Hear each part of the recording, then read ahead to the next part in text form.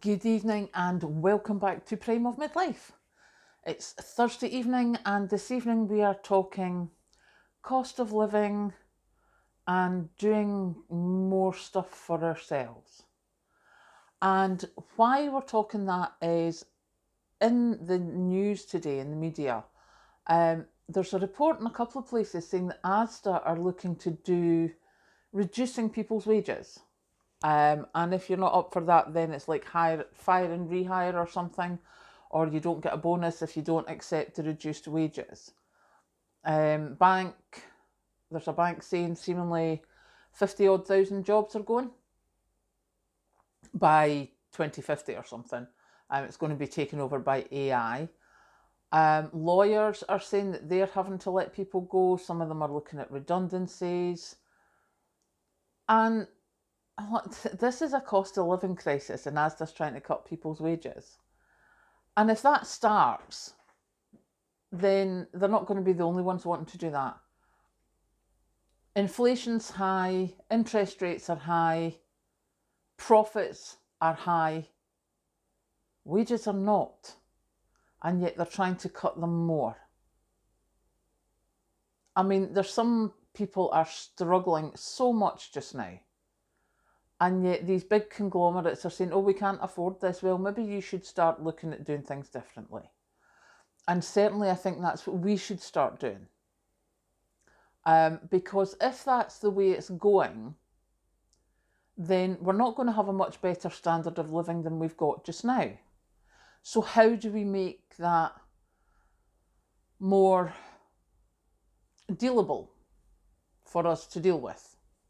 Dealable with? I don't know, but you know what I mean. And my thought is I need to do more gardening. Need to plant more things. I need to store more things so that if I do have to change the way things are, and I mean, let's be honest about it, at my age, it's not going to be long before I have to cut my cloth to suit. So I want to be able to help myself so that I'm not as reliant on a specific income. So that if just now I have some left over, I can do what I need, as I said before when I talked about my budgeting, I can pay off the mortgage and everything. But, well, and everything, if I manage that, I'll be doing well.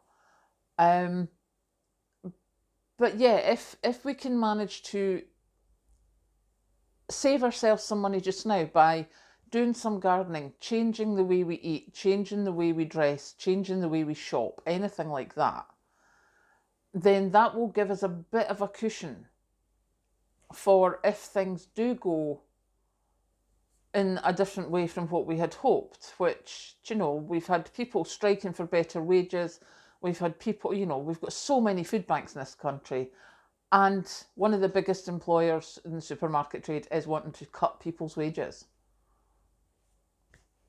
I just don't understand that at all. I cannot understand that. So, and if it's going to happen for one, the rest are going to try and follow. And I just looked up our local supermarket, their advertising, and it's like 50 pence an hour more than minimum wage. And that's dealing with the public all day, every day. I mean, who wants to do that if they can help it, the way people are just now?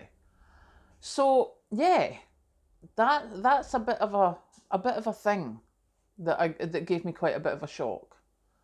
The other thing I wanted to tell you about, I have seen a recipe for comfrey salve. Now, seemingly that's really good for like arthritic pain and stuff. And would you believe it? We have got an awful lot of comfrey growing outside the office. I didn't actually know what it was till I saw the picture on the comfrey salve recipe. So I am going to pick some leaves tomorrow and dehydrate them and do the stuff that you need to do. I've got to make an infused oil, which takes 4 to 6 weeks. So it'll be a while before I can show you what I've done. But yeah, that would be great if because that's something that if it saves you with painkillers, saves you from pain relieving gel or anything like that, just saves you from pain. Saves you money, saves you being in pain, that has to be a bonus. So we're going to try that this year. So that's going to be interesting. My no spend is still going well. We're still not spending. As usual, today it was the toast and the sandwich, and I have found having the sandwich at Snackies at 10 o'clock definitely stops the biscuits. Although Mandy and I shared the soup today because it was a huge tub of soup, which was great, but I forgot I didn't have a sandwich or bread with it, so we just had soup. So we had biscuits in the afternoon. But that was the packet of biscuits that was already in the office, so it was already accounted for. That's my excuse, and I'm sticking to it. Dinner tonight was, I cooked up the sausages that I'd taken out that I told you about last night. And I was like, well, I'll just make a sandwich. And I was like, no, you only had soup. You're a bit hungry. And I went and I found pasta and sauce. It's a bachelor's pasta and sauce. I think it was leek and ham flavour or something. And I did that because I bought it ages ago. Its best before date is September this year. So I obviously bought it a while ago. I think I got that when I first started prepping with that'll keep for ages, that'll keep for it. Not really thinking, do you eat that or do you not? And no, I don't particularly eat it. So I've got 2 packets. I think I've given away some because I'm pretty sure I bought more than 2 packets. So I used that and I cut one of the sausages to go through it. And obviously the way I eat now that I'm prepping is a lot different from how I ate a few years ago, because I used to quite like those pasta and sauce. I was less than impressed today. So then I went and looked, and the pasta and sauces, it's about £1. Asda, I think's got it on offer for 90p just now, according to the website. Now, I could get a bag of pasta for 45p and add so much stuff to it and get so many portions compared to this pasta and rice. I really am going off processed food quite a lot. I mean, don't get me wrong, my chicken steaks and my chips are still air fryer material. That's still my spring rolls still there. But it was quite a shock to the system today, having that pasta and sauce. And I'm like, right, okay, not impressed, but you know, I added bits to improve the flavour, so it was perfectly edible. And sometimes that's just, you know, if you're using up preps, it just needs to be perfectly edible. That's all it needs to be. So that has been my day so far. I have taken beef olives out of the freezer. They're going into the slow cooker tomorrow morning.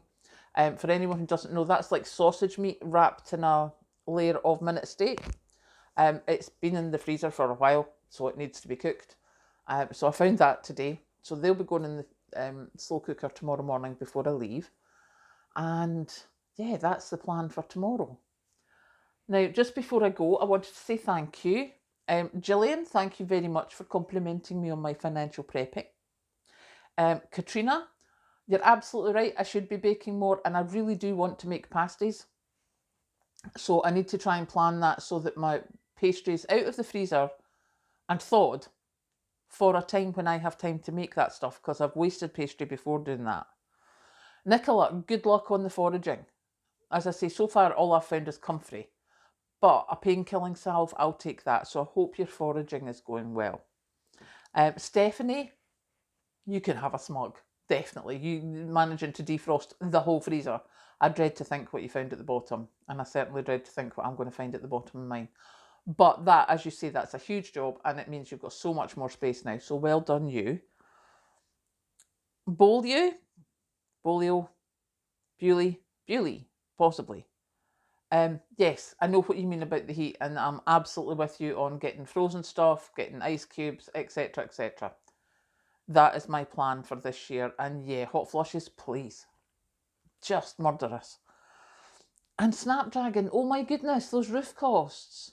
But definitely get different prices, because I know that depending on what the company does and what their main income stream is, makes a big difference to the prices. So take care on that, and fingers crossed you managed to get that sorted. And to whoever it was that said this must be the most boring channel on YouTube, ta-da! Yay me, I am the most something. I hope you're having a good evening. I will catch you later.